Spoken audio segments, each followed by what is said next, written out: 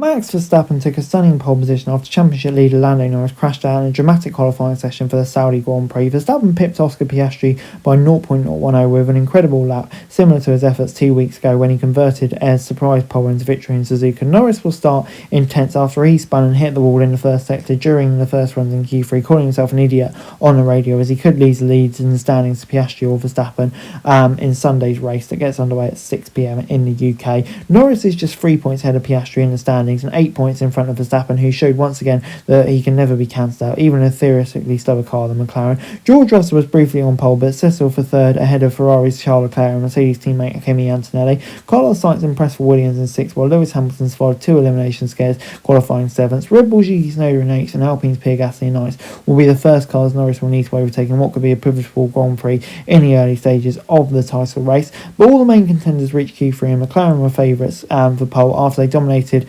practice in similar fashion to Bahrain last week, where Piastri qualified first and romped to the win.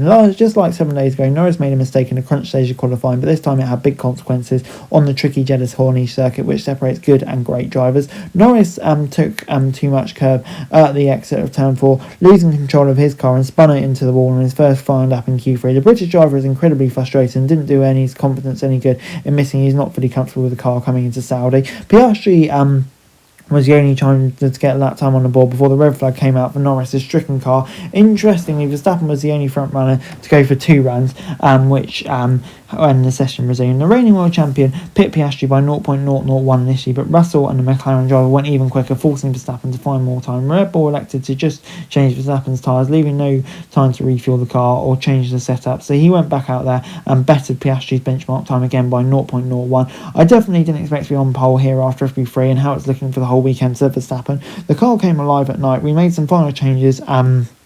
It's more enjoyable to drive. The grip was coming to me, and yeah, I'm really pleased. It's really satisfying to be first here in qualifying, although I want to be there tomorrow, but we'll give it a good go. We'll do our best. Leclerc got everything out of his Ferrari again and was 0.37 off the pace. He fared better than Hamilton, though, who struggled to make it through the first few stages. He was slower throughout the session, and yeah, Williams' Alex Albon was just 0.007 away from knocking Hamilton out in Q2, but will start from 11th ahead of Racing Bull's Liam Lawson, who achieved his best qualifying result of the season so far. And before I go, let me run you through the classification for this weekend's Saudi Arabian Grand Prix grid. And yeah, Verstappen on pole, you have to give it to him, just like Japan, really delivering a car that probably shouldn't be there. Outstanding job from him. And then moving on into Piastri second. I think he'll be disappointed, but when he sees where his teammate is, he'll still be confident of getting a win tomorrow. So yeah, moving on into Russell third.